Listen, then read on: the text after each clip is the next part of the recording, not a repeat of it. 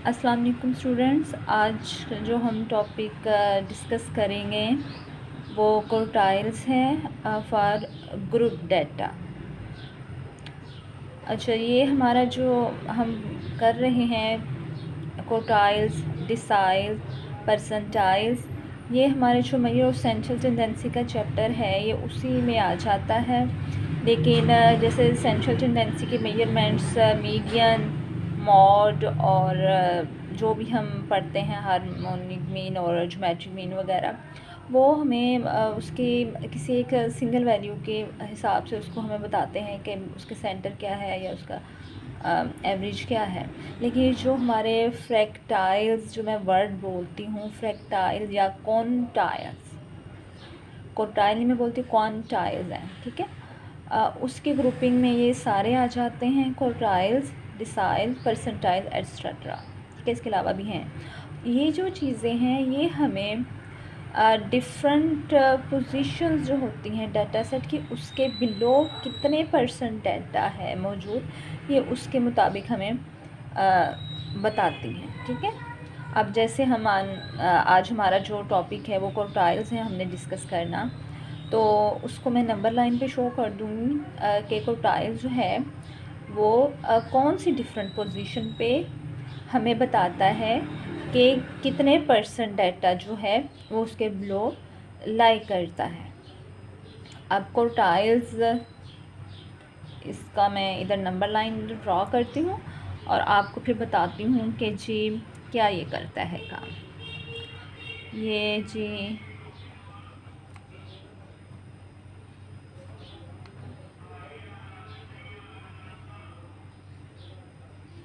ये number line है, ठीक है।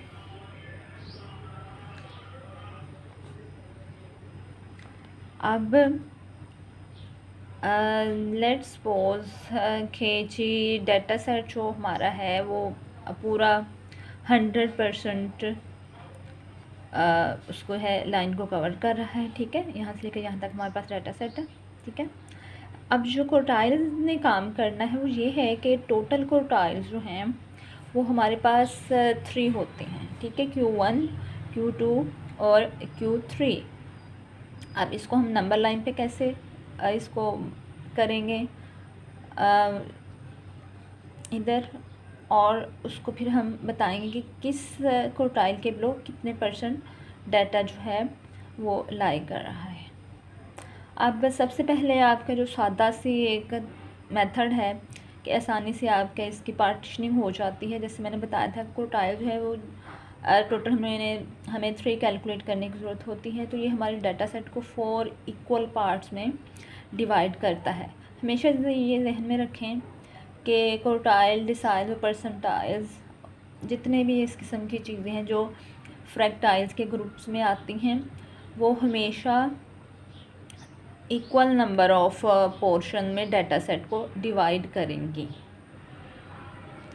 अब क्वार्टाइल्स जो हैं ये हमें 4 इक्वल पार्ट्स में डाटा सेट को डिवाइड करके देता है। सबसे पहले आप इसको सेंटर में लगा लें, ये सही तरीका है इसकी पार्टीशनिंग जो है वो।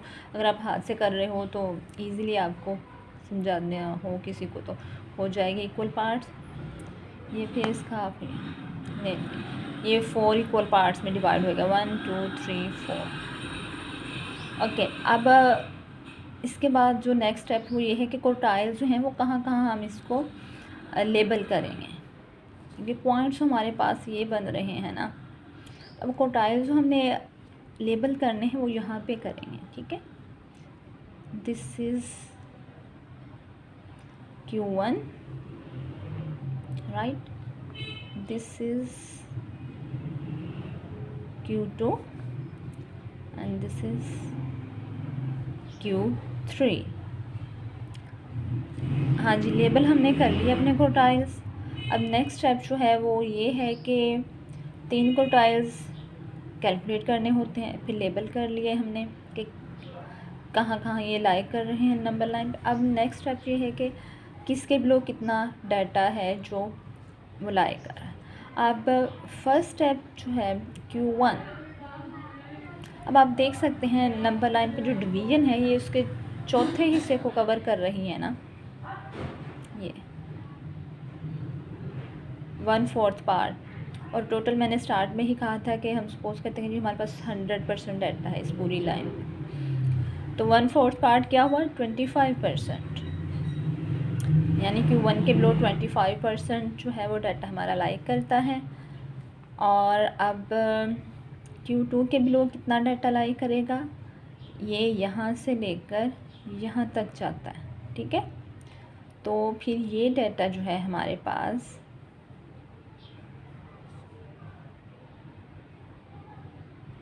ये 50% को शो करेगा, लेबल करेगा कि उसके बिलो 50% डाटा हमारा लाइक कर रहा है।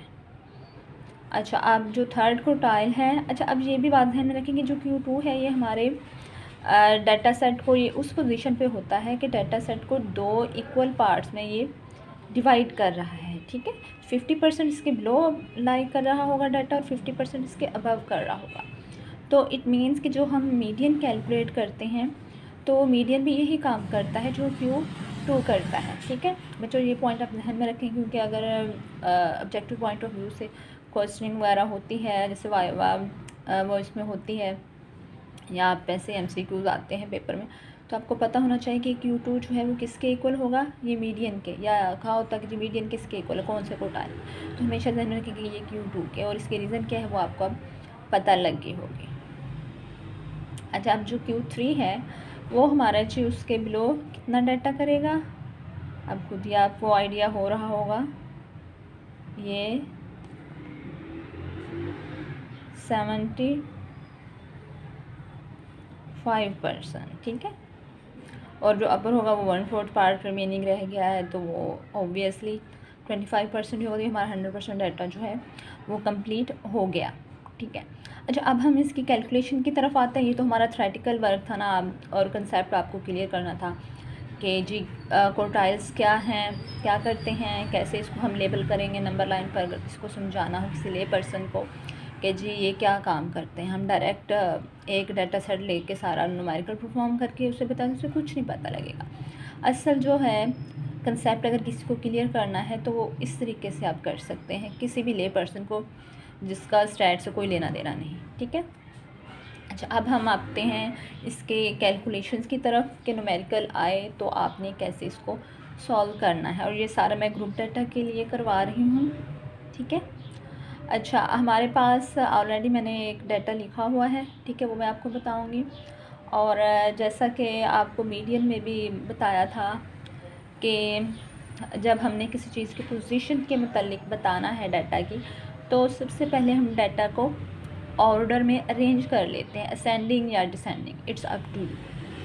लेकिन मोस्टली जो टेक्निक यूज़ होती है वो हम असेंडिंग ऑर्डर में डाटा सेट को सेट करते हैं, ठीक है। अब चूँकि ग्रुप है, ग्रुप में मोस्टली वैसे ही आ जाता होता है ऑर्डर में, लेकिन बाज़ दफ़ा टीचर्स कंफ्यूज करने के लिए कि बच्चों को पता भी नहीं लग रहा, और थोड़ा सा ना एक आध क्लास ऊपर नीचे कर देते हैं कि देखें कि बच्चे कितने एक्सपर्ट हैं इस चीज़ में। अच्छा, अब जो मैंने ये लिया है डाटा, ये हमारे पास ग्रुप डाटा है, मैंने सारा पहले ही अरेंज कर लिया हुआ है, ठीक है, जिस तरह से हमें ज़रूरत होगी। लेकिन सबसे पहले जो हमने कह लें कि पहला स्टेप करना, मैं उसकी तरफ सिर्फ उतना आपको शो करूँगी अभी फ़िलहाल। सपोज़ आपको जब भी क्वेश्चन में आता है मीन, मीडियन, मोड या क्वार्टाइल वगैरह, तो आपको हमेशा सिर्फ इतना ही डाटा गिवन होता है, ठीक है। क्लासेस और फ्रीक्वेंसी आपने फिर अपनी ज़रूरत के मुताबिक उसको टेबल को एक्सटेंड करते जाना होता है। अच्छा, अब ये डाटा देखें, हमारे पास सिर्फ क्लासेस हैं और फ्रीक्वेंसी है। अगर हम फर्स्ट लुक देखें तो हमें लगता है कि हाँ जी जी अरेंज ही है, लेकिन हम और से देखें तो आपको पता लगेगा कि यहाँ पे जो थर्ड नंबर पे है, ये इसकी जो है पोजीशन ये कुछ और है, ठीक है। 0 to 9 ये सबसे पहले आनी थी, ये थर्ड पे लिखा। तो आपने सबसे पहले जो डाटा को इस पॉइंट ऑफ व्यू से देखना है कि ये ऑर्डर में है या नहीं। अगर है तो इट्स वेल एंड गुड, अगर नहीं है तो आपने इसको अरेंज करना है। अब ये नहीं थी तो हम इसको अरेंज करेंगे, और अरेंज करते हुए ये भी देखें कि जिस क्लास को आपने उठा के जिस जगह पे लेके जाना है उसके साथ ही आपने फ्रीक्वेंसी को भी उठा के उसकी और उसी वाली जगह पे लेके जाना, उस क्लास के सामने लिखना। ये ना हो कि सिर्फ आप क्लासेस को चेंज कर लें, फ्रीक्वेंसी का जो है कॉलम वो वैसे ही अनऑर्डर में, ठीक है। अच्छा, अब ये मैंने इधर नेक्स्ट जो है कॉलम, उसको अरेंज क्लासेस के नाम से मैंने लिखा है, और ये सारी क्लासेस जो हैं अरेंज हैं, ठीक है, ऑर्डर में हैं। और साथ आप फ्रीक्वेंसी को देख सकते हैं कि यहाँ पे जो 5 थी 0 to 9 की, ये जैसे ही क्लास मूव की है उसकी फ्रीक्वेंसी को भी मैंने वैसे ही मूव करवाया है उसके साथ। नाउ हमारे पास क्लासेस का और ये जो फ्रीक्वेंसी का कॉलम था, they are arrange in order. अच्छा, अब जब हम क्वार्टाइल वगैरह निकालते हैं तो सबसे पहले जी हमारे पास 2 चीज़ें करने के लिए ज़रूरी होती हैं। हमें क्लास बाउंड्रीज़ की ज़रूरत होती है अगर नहीं दी हुई, क्योंकि यहाँ पर हमारे पास क्लासेस के अपर एंड लोअर लिमिट जो हैं वो सेम नहीं, हमने इसको सेम बनाना होता है। इसको हम क्लास बाउंड्री बनाना कहते हैं, और इसका मेथड मैंने आपको प्रीवियस वीडियो में बता दिया हुआ था, ठीक है। और वैसे भी इसमें थोड़ा सा मैं बता दूं कि हम जो 2 कंसेक्यूटिव क्लासेस होती हैं उसकी प्रीवियस की अपर और नेक्स्ट क्लास की लोअर लिमिट को सब्ट्रैक्ट करके 2 पे डिवाइड करें तो जो जवाब आए तो उसको हमने फर्स्ट जो लोअर लिमिट्स होती हैं उनमें से सब्ट्रैक्ट करते जाना है, और जो अपर लिमिट्स होती हैं उनमें हमने ऐड करते जाना है, ठीक है। मैंने फिर आपको रिवाइज़ करवा दिया है, अब जहन नशीन हो जाना चाहिए मेथड।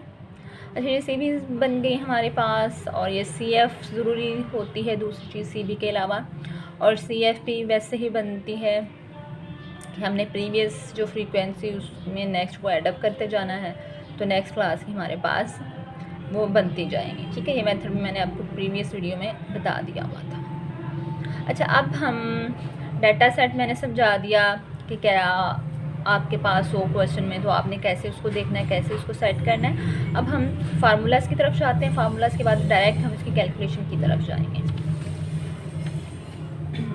अच्छा, अब ये देखें हमारे पास क्वार्टाइल्स हैं, तो मैं ऐसा करती हूँ, हम D2 निकाल लेते हैं ताकि अगर आपने इसका मीडियन निकालना हो तो आपको पता लग जाए कि D2 जो है हमारे पास D2 जो है वो हमारे पास मीडियन के इक्वल होता है।